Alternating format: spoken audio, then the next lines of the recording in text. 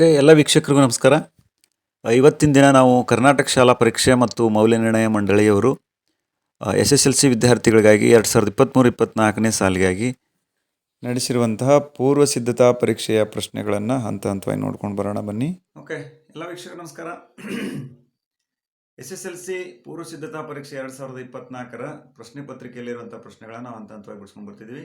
ಸ್ನೇಹಿತರೆ, ಇವತ್ತಿನ ಈ ವಿಡಿಯೋದೊಳಗೆ ನಾವು 34ನೇ ಪ್ರಶ್ನೆ ಅಂದ್ರೆ 4 ಅಂಕದ ಮೊದಲನೇ ಪ್ರಶ್ನೆ ಏನೈತಿ ಅಂತ ಗಮನಿಸೋಣ. ಇದು ಒಂದು ಸಮಾಂತರ ಶ್ರೇಣಿಯ ಅಧ್ಯಾಯಕ್ಕೆ ಸಂಬಂಧಪಟ್ಟಂತ ಒಂದು ಸಮಸ್ಯೆ ಐತಿ. ಒಂದು ಸಮಾಂತರ ಶ್ರೇಣಿಯಲ್ಲಿ 51 ಪದಗಳಿವೆ. ಈ ಶ್ರೇಣಿಯ ಕೊನೆಯ ಪದದಿಂದ 20ನೇ ಪದ 157 ಆಗಿದೆ. ಶ್ರೇಣಿಯ ಸಾಮಾನ್ಯ ವ್ಯತ್ಯಾಸ 5 ಆದ್ರೆ ಸಮಾಂತರ ಶ್ರೇಣಿಯನ್ನ ಕಂಡುಹಿಡ್ರಿ ಅಂತ ಹೇಳ್ಯಾರ. ಬಹಳ ಸಿಂಪಲ್ ಆಗಿರೋದು ಲೆಕ್ಕ ಇದು. ಆಕ್ಚುಲಿ 3 ಅಂಕಕ್ಕೆ ಅಥವಾ 2 ಅಂಕಕ್ಕೆ ಕೇಳಬಹುದಾದಂಥ ಸಮಸ್ಯೆ 4 ಅಂಕಕ್ಕೆ ಕೇಳಿ ವಿದ್ಯಾರ್ಥಿಗಳಿಗೆ ಮಂಡಳಿ ಹೆಲ್ಪ್ ಮಾಡೈತಿ ಅಂತ ಹೇಳ್ಬೋದು. ಏನೈತಿ ಅಂತ ನೋಡೋಣ. ಹಂಗಾರೆ ಇಲ್ಲಿ 51 ಪದಗಳಿವೆ. ಕೊನೆಯ ಪದದಿಂದ 20ನೇ ಪದ ಇವಾಗತ್ತೆ. ಶ್ರೇಣಿಯ ಸಾಮಾನ್ಯ ವ್ಯತ್ಯಾಸ ಇದೆ. ಸಾಮಾನ್ಯ ವ್ಯತ್ಯಾಸ D = 5 ಐತೆ ಅಂತ ಹೇಳ. ಇಲ್ಲಿ ಶ್ರೇಣಿಯಲ್ಲಿ ಏನೋ 51 ಪದಗಳಿವೆ ಅಂದ್ರ N = 51. ಮುಂದೆ ಏನ್ ಹೇಳ್ತಾರೆ ನೋಡ್ರಿ, ಕೊನೆಯ ಪದದಿಂದ 20ನೇ ಪದ. ಕೊನೆಯ ಪದ ಅಂದ್ರ N, ಅಲ್ಲಿಂದ ಹಿಂದಿಂದ 20ನೇ ಪದ ಅಂದ್ರ therefore ಅಂದ್ರ ಏನಾಗತ್ತೆ ನೋಡ್ರಿ, ಕೊನೆಯ ಪದದಿಂದ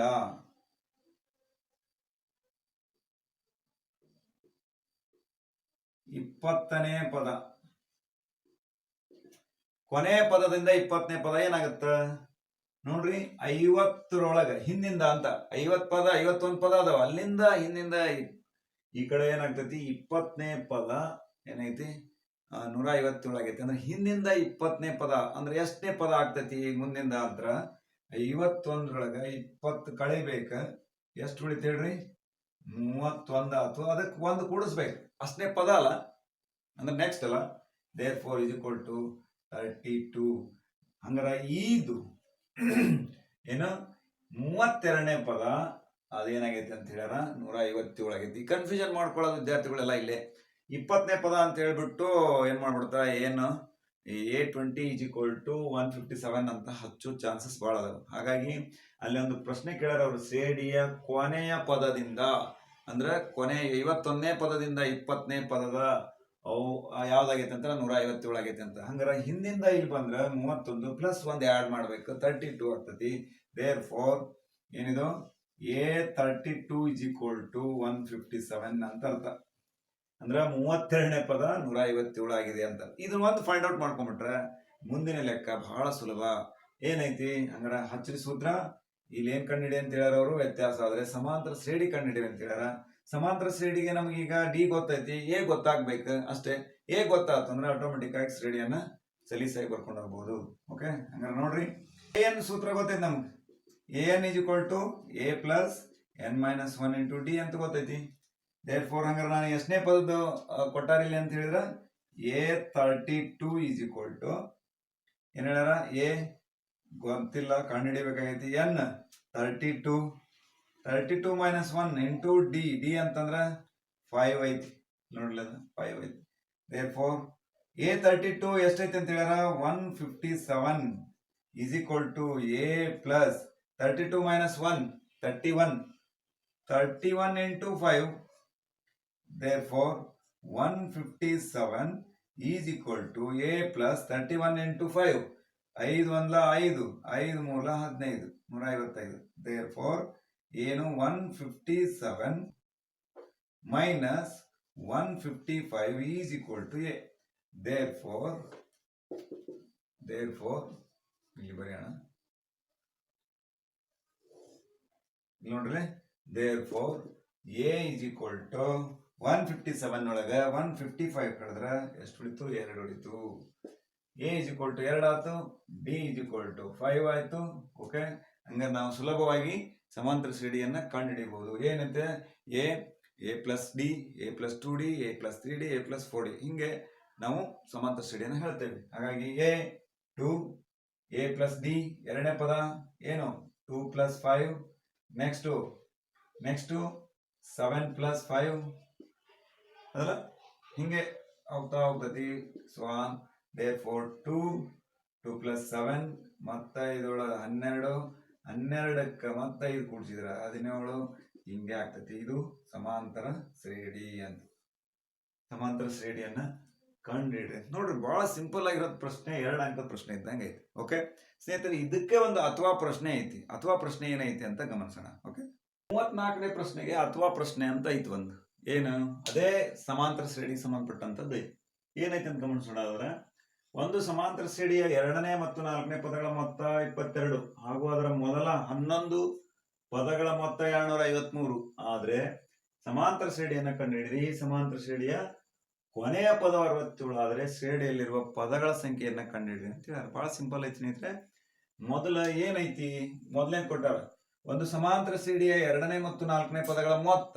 2ನೇ ಪದ ಅಂತಂದ್ರೆ A2 ಪ್ಲಸ್ ಮೊತ್ತ ಅಂತ ಹೇಳ್ಯಾರ A4 = 22.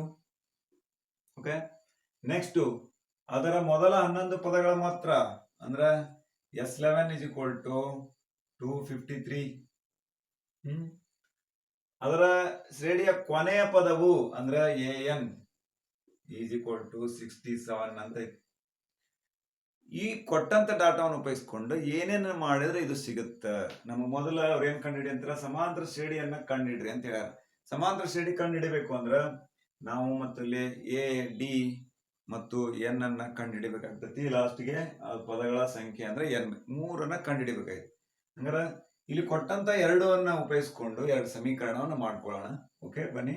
ಹಂಗಾರೆ A2 + A4 = 22 ಅಂದ್ರೆ A2 ಅಂತಂದ್ರೆ ನಮ್ಗೆ ಗೊತ್ತೈತಿ ಏನು, A + D ಅಂತ ಗೊತ್ತೈತಿ.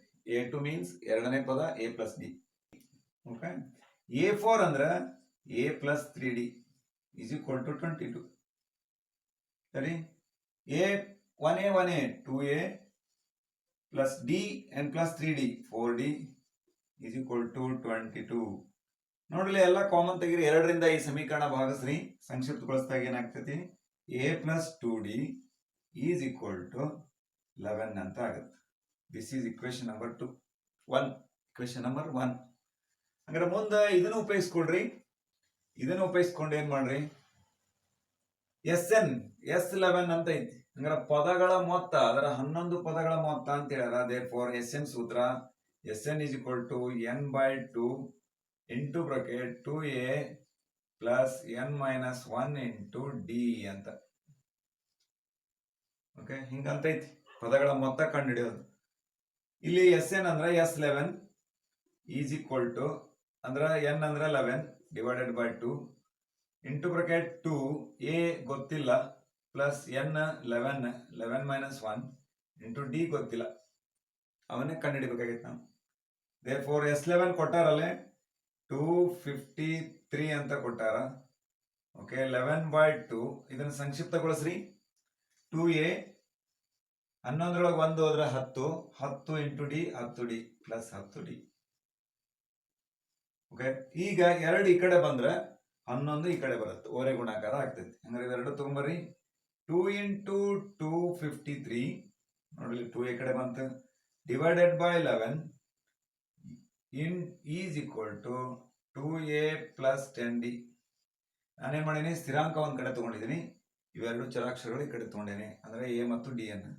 11 ಒಂದ್ಲೆ 11 × 22 11 × 3 33 23 × 46. therefore 2A + 10D = 46. ಇದು ಕೂಡ ನೋಡ್ಲಿ 3 2ರಿಂದ ಭಾಗ್ತಾವ್. ಇದನ್ನ ಸಂಕ್ಷಿಪ್ತಗೊಳಿಸಿದಾಗ ಈ ಸಮೀಕರಣವನ್ನ 2ರಿಂದ ಭಾಗಿಸಲಾಗಿ ಏನಾಗ್ತತಿ, A + 5D = 46. ಸಿಂಪಲ್. ಹಂಗಾರೆ ನೋಡ್ರಿ ಇಲ್ಲಿ ಈ part important part. 2 this is equation number 2. 1 ಮತ್ತು 2 ಸಮೀಕರಣ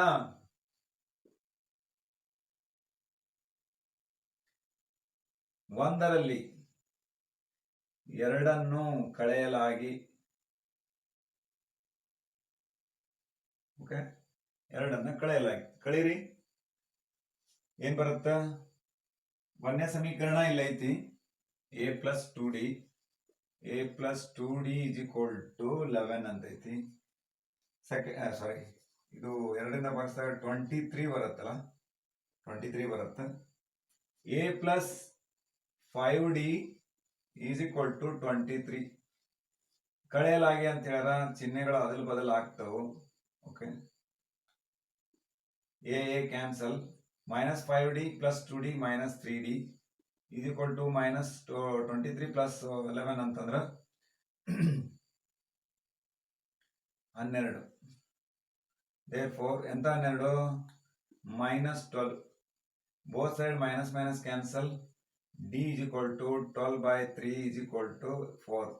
therefore d is equal to 4. ಈ d is equal to 4 ಅನ್ನು d is equal to 4 ಅನ್ನು ಸಮೀಕರಣ 1ರಲ್ಲಿ ಆದೇಶಿಸಲಾಗಿ